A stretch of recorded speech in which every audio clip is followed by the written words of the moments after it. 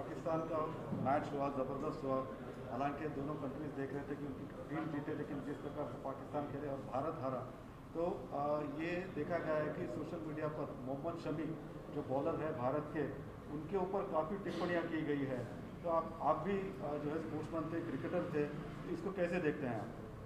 देखिए, जहाँ तक मेरी बात है, मैं तो ये कहा था कि ये मैच ही नहीं खेलना चाहिए हमको पाकिस्तान से, क्योंकि हमारे सिपाही कश्मीर में मर रहे हैं और उनकी हत्या का कारण पड़ोसी देश से आने वाले टेररिस्ट हैं। मैं तो ओपनली कहा था सरकार से, मैं तो ये भी सरकार से सवाल किया, मोदी सरकार से, कि क्या वो उन पीड़ित परिवार से कहेंगे जिन्होंने अपने बहादुर सिपाहियों को खोया कि आप भी कल क्रिकेट मैच देखिए।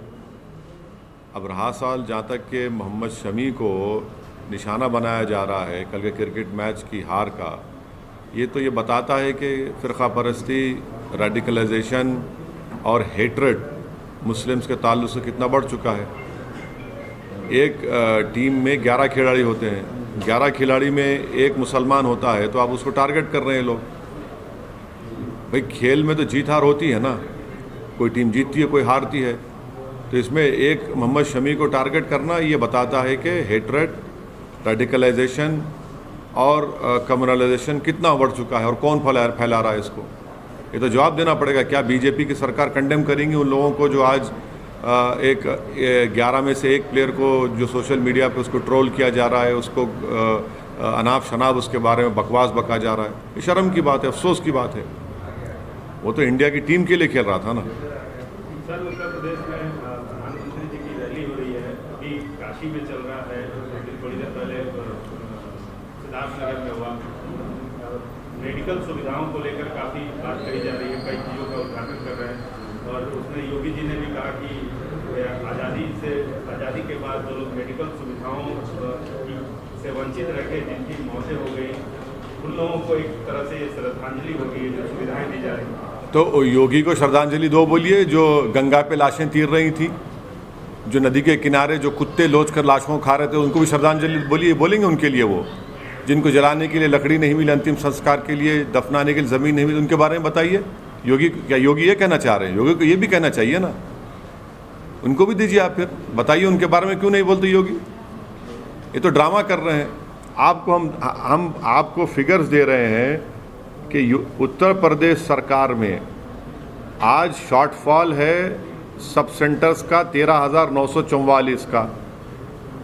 आपके लिए 40% इसमें शॉर्टफॉल है। उसमें वहाँ पर पब्लिक हेल्थ सेंटर में शॉर्टफॉल है 2,936 का। ये 49% शॉर्टफॉल है पब्लिक हेल्थ केयर सेंटर में। हाँ, कम्युनिटी हेल्थ सेंटर में 53% का शॉर्टफॉल है। जो number of specialist community health centre में ना, उसमें 84% का शॉर्टफॉल है।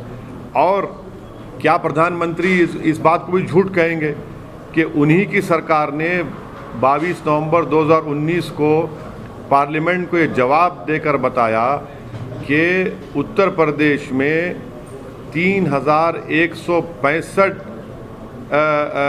सीट्स वैकेंट हैं डॉक्टर्स के। ये जवाब में दिया था। आपने कहा था कि सैंक्शन स्ट्रेंथ 4,509 है उत्तर प्रदेश में प्राइमरी हेल्थ केयर सेंटर में, और जिसमें से डेफिसिट जो बता रहे हैं कितना है, प्रधानमंत्री खुद कह दे, बता दे उस बारे में। और दूसरी बात यह है कि उत्तर प्रदेश में सिर्फ 6% हाउस होल्ड, उसमें से आदमी हेल्थ स्कीम और हेल्थ इंश्योरेंस में कवर्ड है। तीसरा, क्या ये भी झूठ है कि इस साल जून 2021 तक उत्तर प्रदेश में सिर्फ 975 लोगों का ट्रीटमेंट हुआ आयुष्मान भारत में, और टेस्ट जो हुए सिर्फ 1,530 के करीब। कौन सी बात कर रहे हैं? जवाब पार्लियामेंट में एक दे रहे हैं और बोल रहे हैं एक भाषण में अपने। लेकिन सर, सुधार तो हुआ है। प्रधानमंत्री ने भी तारीफ किया कि दिमागी बुखार से इतने बच्चे मरते थे, लेकिन कंट्रोल किया गया। ये तो प्रधानमंत्री को ये पूछना चाहिए कि गोरखपुर में जो दिमागी बुखार से जो लोग बच्चे मर गए थे, उसमें एक डॉक्टर था कफील, उसको क्यों निकाला आपने? वो भी तो मान लीजिए ना। ये क्यों नहीं मानते सच्चाई को? आप प्रधानमंत्री को मानना चाहिए इस बारे में भी। सर, अमित शाह श्रीनगर में है 3 दिन से, जिसमें उन्होंने सिक्योरिटी पे दौरा किया और कई और मुद्दों पे भी बातचीत की, और आज उन्होंने पब्लिक मीटिंग में ये कहा है कि वो श्रीनगर में बुलेट प्रूफ शील्ड के बिना आए हैं, बल्कि हम पिछले कई दिनों से देख रहे हैं कि किस तरह से वहाँ पे टेरर एक्टिविटीज़ हो रही है। और अमित शाह ने कहा है कि 2024 तक हम पूरी तरह से जम्मू कश्मीर को फ्री करेंगे, और क्या है बुलेट प्रूफ गाड़ी में वो आए हैं। बगैर बुलेट प्रूफ गाड़ी में आया। मैं भी भारत सरकार के 2 डेलीगेशन में गया था, बगैर बुलेट प्रूफ गाड़ी उनको लेके फिरे। क्या मतलब उसका? जब मनमोहन सिंह की सरकार थी, हम एक डेलीगेशन में हम गए थे, और फिर दूसरा डेलीगेशन जब बीजेपी की सरकार थी, जिसमें लेट अरुण जेटली साहब और लेट सुषमा स्वराज भी थी, हम लोग गए तो बगैर बुलेट प्रूफ गाड़ी में फिरे। भाई, क्या ये बात सच नहीं है कि पिछले दिनों में 25 से ज़्यादा सिविलियंस की मौत हो गई है? पूंछ में एक सिविलियन को क्रॉस फायर में मर गया। हाँ, और तीसरा ये कि आप 15-16 साल पहले जो टेररिस्ट पकड़े गया था जेल में, पाकिस्तान से जो आया था, उसको आप लेकर जाते हैं और बोलते हैं क्रॉस फायर में मर गया, तो फिर जेल में वो किससे बात कर रहा था? जेलर को सस्पेंड करना चाहिए।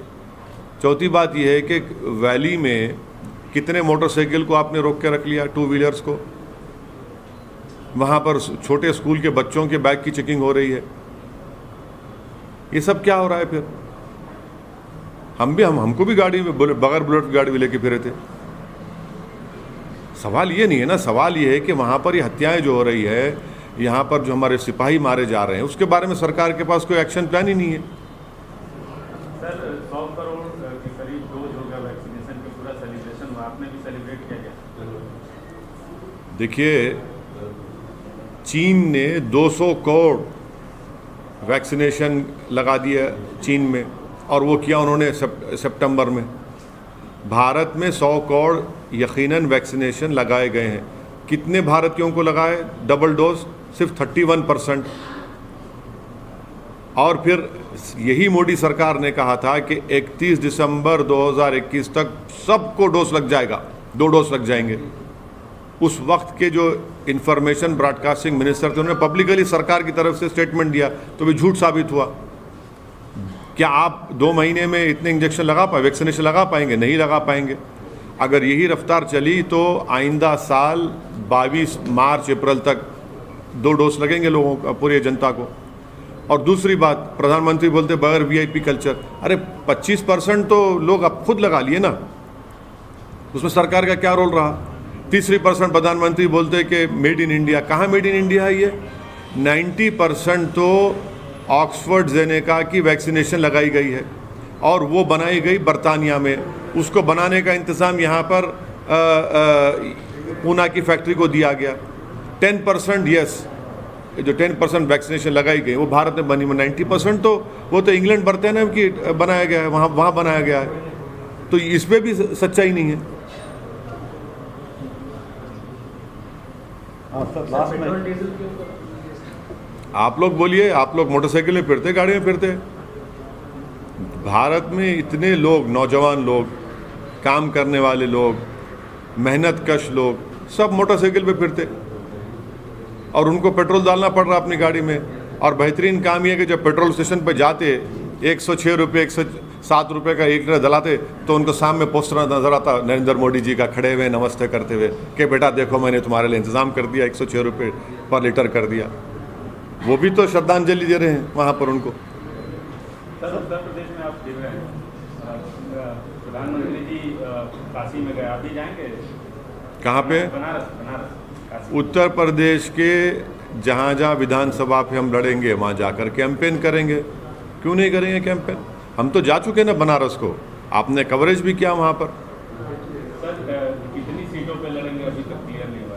अभी हमारी तैयारी, हमारे पार्टी प्रेसिडेंट शौकत साहब ने कहा है कि 100 असेंबली सीट पर हम लोग तैयारी कर रहे हैं, बैठ के फैसला करेंगे। सर, फिलहाल उत्तर प्रदेश में किस प्रकार के सियासी हालत को आप देखते हैं? रोज कुछ न कुछ नया हमको देखने को मिल रहा है।